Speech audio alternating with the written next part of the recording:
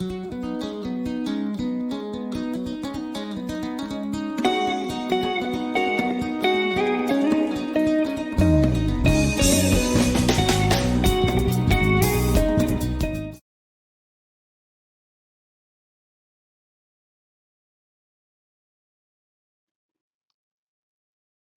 let us look at the Renaissance artists. We have looked at scientists. There were so many scientists.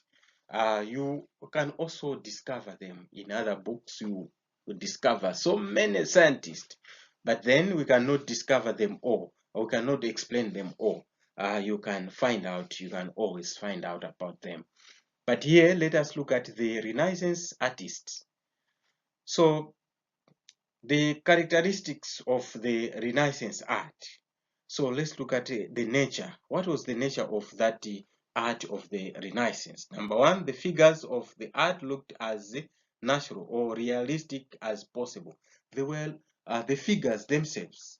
They were looking as if it is the real thing that is there. If it is maybe a drawing of a person, it was like the real person is there, and it had perspective. It had perspective so that the figures varied in size depending on the distance from the spectator. So they were varying in size depending on the distance from the spectator. So they were looking at they were made of different sizes. We are just looking at the art that was made by or during the Renaissance here. And also, it was secular in nature and not fully religious as medieval art. So the art that was produced during the Renaissance, it was secular. They were just drawing natural things without maybe following the stories of the Bible. Of course, the stories of the Bible, they were also drawn, but those artists, they were also making things that were not biblical in nature. So the first one to look at, the first artist was Leonardo da Vinci. Leonardo da Vinci.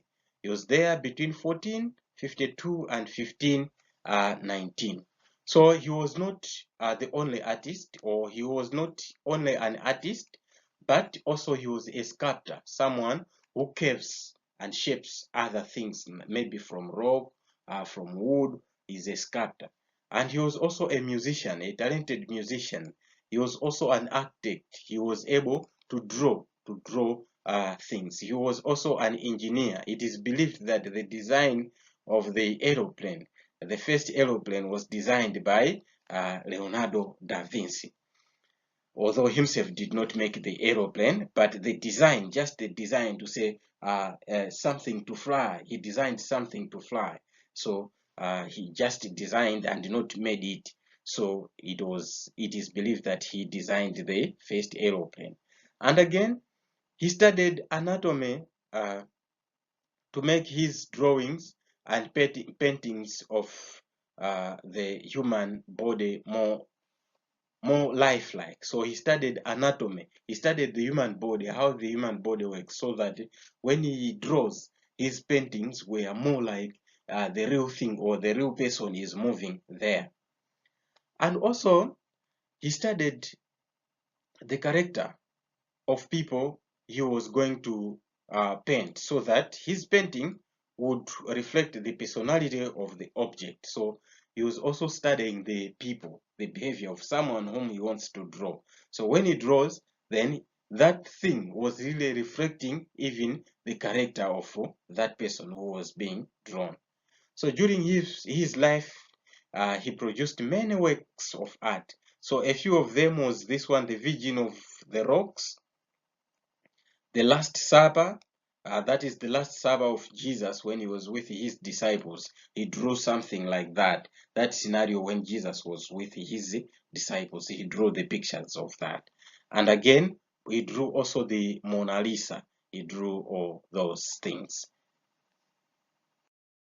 So the second artist of the Renaissance we're going to look at Michelangelo. Michelangelo Buonarroti. Angelo Buonarroti. So he was there between 1475 and 1564. And Michel, he studied the school of sculpture, the school of carving, and started, which was studied by Lorenzo. Remember, Lorenzo was the prince who supported much of education, so he was the one who started this school of sculpture. And also, Michel was also a great painter. He was a great painter, a great sculptor, an architect, as well as a poet. So he did a number of arts himself. So some of his famous works include the Pieta. The Pieta is a sculpture of Madonna holding the dead body of Jesus, and also the sculpture of David, the sculpture of Moses, the sculpture of the dying slave, and also the creation and the last judgment. So these are some of the works that he did. So as you can see here, the sculpture of Moses that he made, it is still standing there. So it is still existent today, the sculpture of Moses that was carved by Michelangelo. So Michelangelo also made the sculpture of the creation in the Sistine Chapel in Rome for Pope Julius II.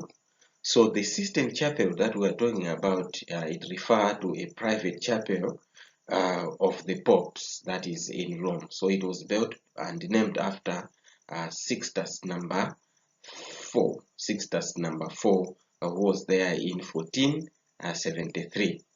So he also designed the dome of St. Peter's Basilica.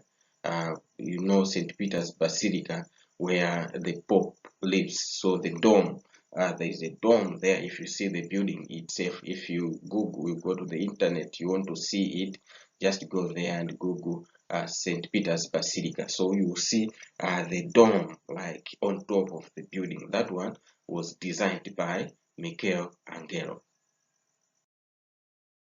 And again, Raphael or Raffaello Sanzio. So this one was there between 1483 and 1510. So he was born in Italy at Urbino. That's where he was born, and was a student of Michelangelo and Leonardo da Vinci, that is Raphael. So he was a painter.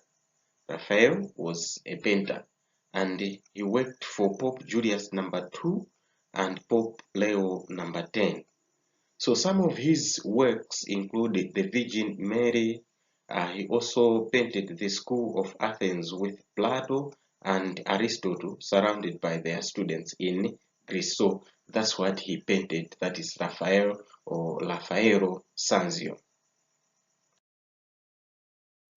Another artist was Donatello. Donatello, he kept the figures of David as a shepherd boy and St. George, so he did that. And also another one was Peter Bruegel. So this one, he was there between 1529 and 1569. So Peter, he painted the pictures that portrayed the peasant life, how the peasants were living. So he was painting such pictures. And the other artist was Botticelli. Botticelli, 1444 1510, between 1444 and 1510. So he is remembered for his picture, The Birth of Venus, which reflects non-Christian view and shows the return or a return to the ancient wisdom. So this is the picture that you see here, the birth of Venus, that was painted by Botticelli. And the other artist was Angelico, Fra Angelico, 1387 to 1455. So he was also a painter, and he made the paintings on the walls of Florence. So it means that he was living in the city-state of Florence. That's where he was painting. That is Fra Angelico. Now we have looked at the artists. We looked at the scientists, the artists. Now let's look at the writers of the Renaissance. Who are the notable writers? Of course, there were many. The ones that we are mentioning here, they were not the only ones. There were so many of them. So here we are just sampling a few. We are just mentioning a few of them and what they did. So let's look at the writers. So the Renaissance writers, they were the ones who came up with the philosophy that we mentioned last time, and this one is humanism. So humanism, as we defined it, is the idea that society develops through the efforts of human beings rather than through God's intervention. So the invention of the printing press, it is the one that facilitated or that enhanced the spread of humanism into different areas. So let's look at the writers. Number one was Petrarch. He was there between 1304 to 1374. So he is known as the father of Renaissance in literature. In literature, he was the greatest, that is Petrarch.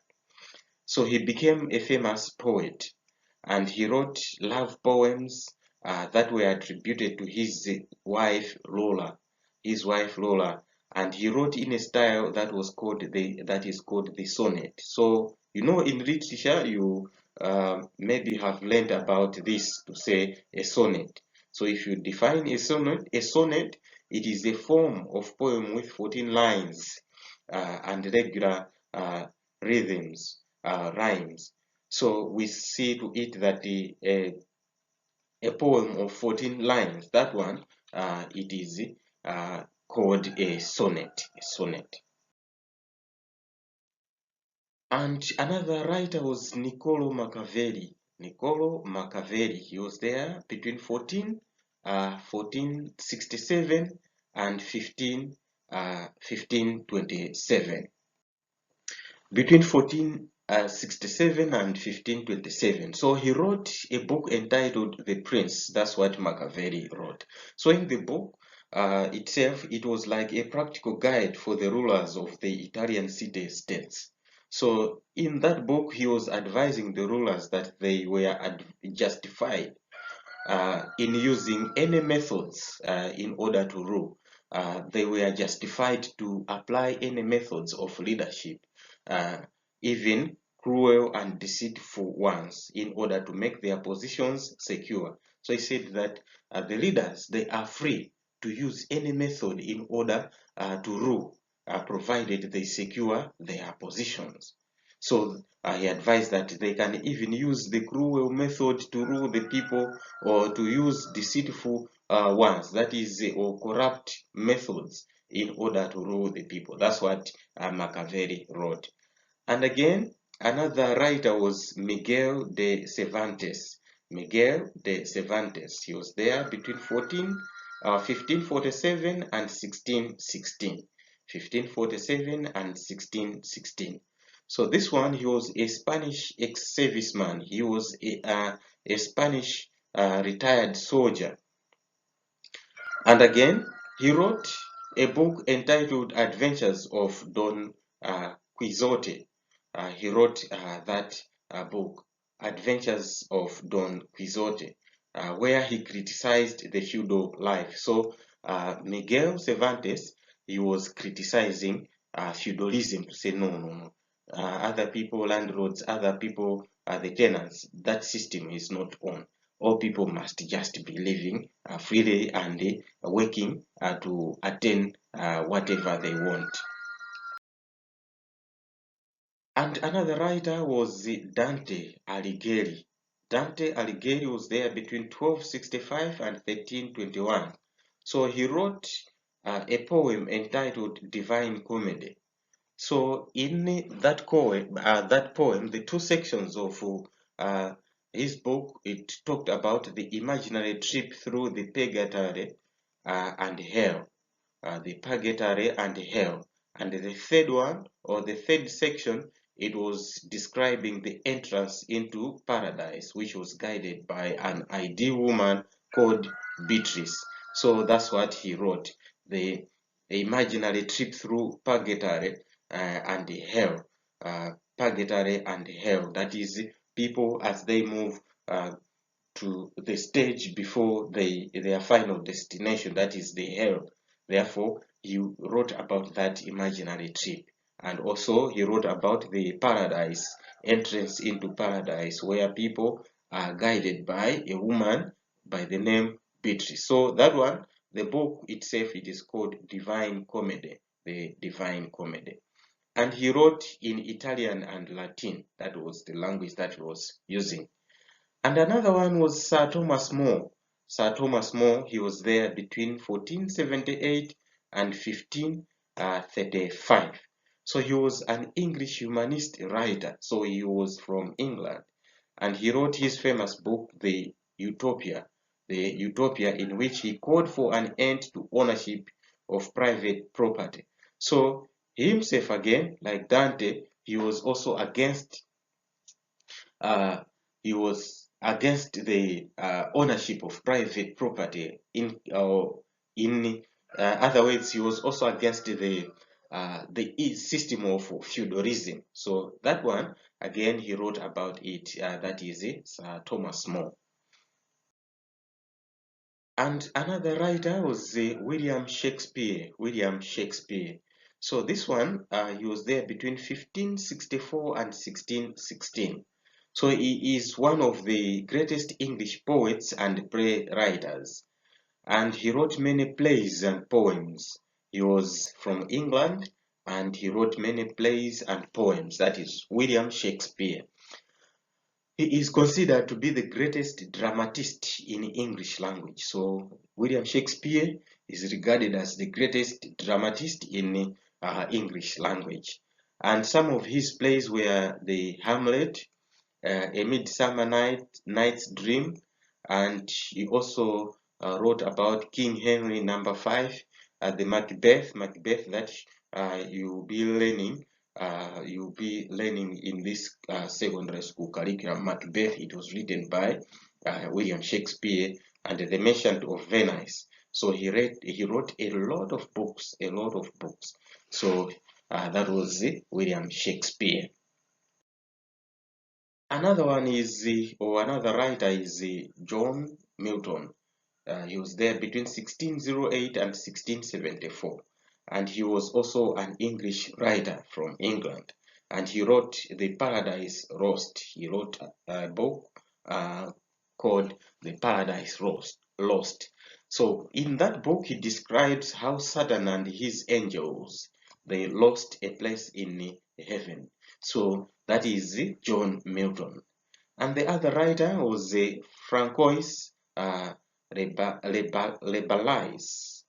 Francois Rabelais. So this one was there between 1490 and 1553.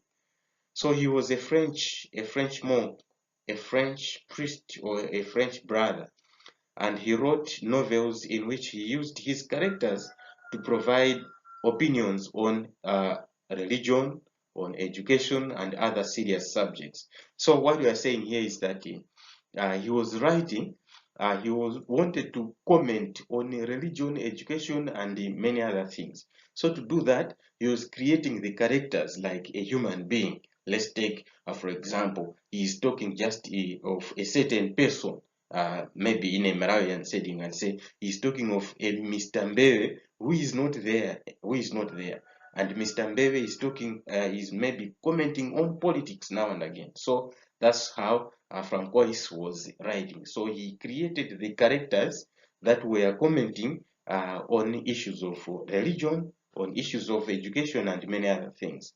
So, for example, he expressed his views on the world through his invented characters, the Gargantum and his son Pantagruel. So he created that one, a character by the name Gargantum and his son Pantagruel.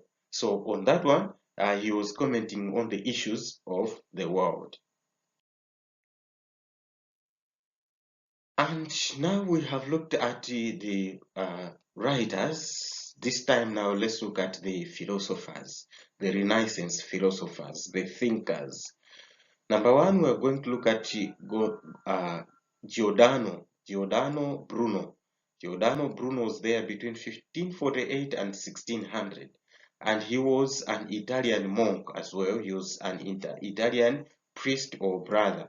And he proposed that religion should be based on the laws of nature and not the doctrines taught by the clergy. So he declared also that the universe was endless. And he was also the first one to suggest that there could be life on the other planets. So because he advanced so many things that were contradicting the scriptures, then the church condemned him to say he was advocating heresies. Although he was a priest or a brother, but he was advocating, he was spreading the heresies, the false teachings that could mislead people. Therefore, the church burnt him alive to say, no, this priest must set example to other writers to say, no, the church does not allow anyone to write things that contradict with the scriptures. So he was condemned to death. Another philosopher was Francis Bacon. Francis Bacon was there between 1561 and 1626. So he was the Lord Chancellor of England. That is, he was from England during the reign of King James I, King James I of England. And he wrote about the importance of science. So he wrote about the importance of science in order to convince the king about the advantages of science. So in himself, Bacon, he believed that science must aim to improve the material condition of humanity.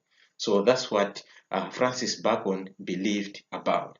And again, he also believed that science must be used for development of trade and industry, not for the warfare or killing reasons. So he advocated that no, people should not study science in order to kill each other. People must study science in order to advance development, to advance trade, to advance industry, so that they improve their livelihoods and not killing or each other. And another philosopher was René Descartes. René Descartes. So this one was there between 1596 and 1650.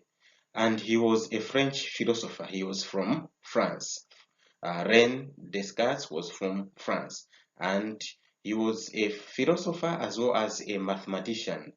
And he is regarded as the father of modern philosophy. The modern philosophy owes much from the thinking of René Descartes.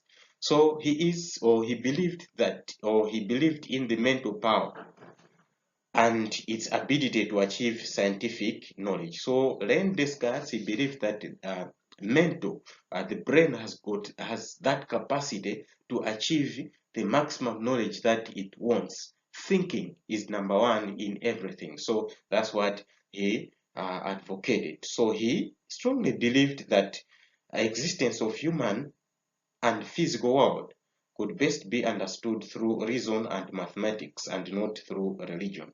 So René Descartes, he said, no, our existence as people can best be understood through reason and mathematics. That's when we can understand the physical world and maybe the existence of people. And another philosopher is Leon Hebreu. He was there between 1465 and 1523. So he was a Jew. He was from Israel. He was a Jew. And his family was forced to flee from Spain in 1492. And his major contribution to humanism was the philosophy of love.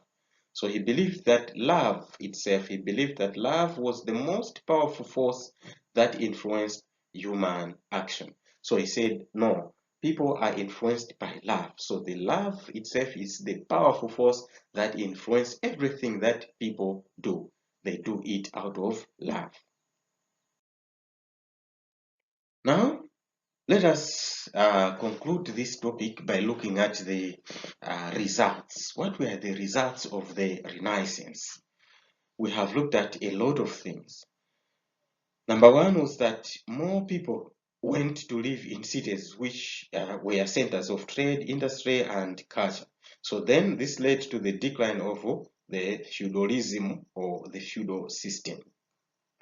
And also, as new ideas spread, the standards of moral behavior among the people also changed. The standards of what is good and what is bad started to change because people were spreading new ideas. The things that were regarded as bad at this time, now they were taken to say, no, it's just normal. These things must go as they are. So the moral standards, they began to change to say, no, this one was regarded as bad, but this time now it is good. And also, our town people began to demand a greater share of political power. So political voice circulated in the city-states or in the cities now where people were flocking, because people now, they had attained different ideas or ideologies. So with that then, they started to comment much on politics. So politics was regarded for the town people. And also the discovery of Mariner's compass, it led to the voyages of discovery, in which the unknown lands were now discovered. So long voyages resulted in trade in manufactured goods and slaves, and also the spread of Christianity increased European colonization of overseas territories. So with the mariner's compass that was discovered, the compass that was used by the voyagers, now people were able to start off their journey to say, all right, we are going to start off our journey to discover different lands. We are not going to get lost because the compass is going to guide us. So that one, it resulted into people now starting to embark on voyages, the long journeys on the sea, on the ocean, whereby they were now discovering other areas, as well as they started to trade with other areas, as well as colonizing the other areas. Also, Renaissance left the works of art. The Renaissance left the work of arts that are still studied today. So during the Renaissance, people they embarked on arts, and that work of art, people are still studying them today. And also, the Renaissance created the circumstances that led to the formation Reformation in the Roman Catholic Church. So it created circumstances that led to the Reformation. Remember, people were questioning much of the things that were advocated by religion. And by this time, it shows that people, therefore, they even questioned the doctrines, and those doctrines led to the Reformation in the Roman Catholic Church. Since people became unhappy with bad church practices and teachings and wanted to change. So people did not want the bad teachings of the church. Hence, they wanted the change. Remember, it was the church that was also banning people who were practicing heresies, what was called heresy. So science and many other things, everything that contradicted the church teaching was regarded as a heresy. Hence, people, they said, no, the church is limiting our thinking capacity. It's better for us to change. And also, it led to the rediscovery of knowledge all over Europe, where universities, colleges, as well as schools, they started. So it was a period of rediscovery of knowledge, where now universities were opened for people to study more, to enter more into different things or field of study. And it led to the significant inventions. People discovered many other things. For example, the printing press that was that facilitated the spread of the books, and again the telescope for the study of the heavenly bodies, and again the mariners for the voyages of discoveries. And also philosophical ideas. philosophical ideas that developed during the Renaissance. They led to the development of modern science and technology. So science and technology of the modern world owes much to the philosophical ideas that started during the Renaissance. So to this far, we have reached at the end of this topic. And now in this topic, as you have seen, it was about the Renaissance. The Renaissance itself, we have looked at a lot of things whereby we have looked at the places where it started and most of the things that happened during the Renaissance and most of the personalities that were there, the people that took place in the Renaissance. And also we have looked at the contributions of the Renaissance to the modern world. What this Renaissance has contributed. So we have looked at a lot of things. So now I am going to leave you with this work now, as usual, because we have come to the end. So you are going to go through this work, that is the few exercises that I have with you here. Define the term Renaissance, explain the importance of the Marinas campus. I explain how the fall of Constantinople contribute to the Renaissance, and again in what ways the art during the Renaissance different from the Middle Ages.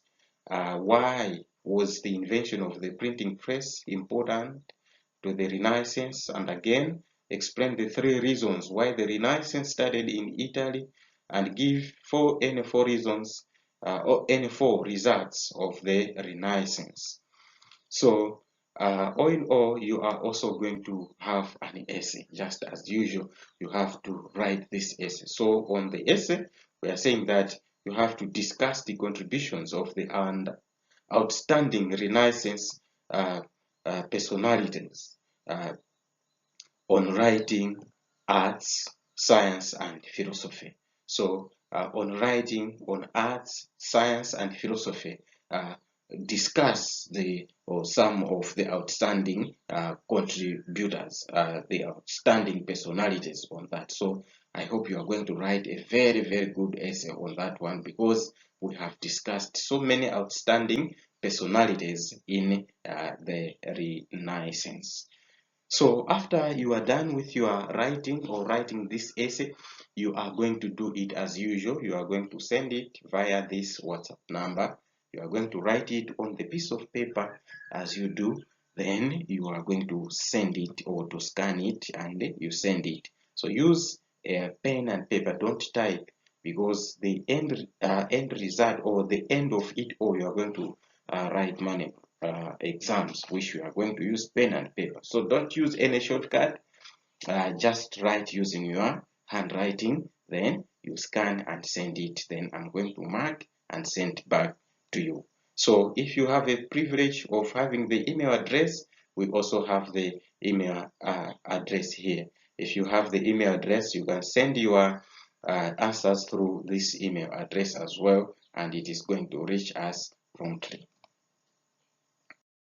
So next time we are still continuing with the period of awakening in Europe. So we are going to look at another wonderful topic, that is Reformation. Reformation. We just mentioned a little of the Reformation. We said with the advancement of the knowledge now during the Renaissance, people started to question some of the teachings of the church. Therefore, there was that change that was there in the church. People wanted to reform, to change some of the teachings of the church. So that was again another big circumstance that happened in Europe. So we are going to look on it as a special topic on its own. So this topic, it is a very, very wonderful topic that you cannot lose it. So you have also to get this topic, because it is also already there on DVD. So it is just waiting for your call. Even as you have finished this topic, Renaissance, you can now call for this Reformation, because it is just waiting for you. I'll be there waiting for your call. Until next time, thank you so much. Simutaya nthawi yanu kufunafuna maphunziro muzakhala wotumidwa moyo wanu wonse. Ngati simuphunzira anthu azingokutumani ajala kalime ajala kuchwe manyazi ajala katende yanti ndipo anthu ophunzira wandi wotumanso kwambiri. Ndiye ngati simuphunzira skulu akuyikirani apa mukhala otumidwa.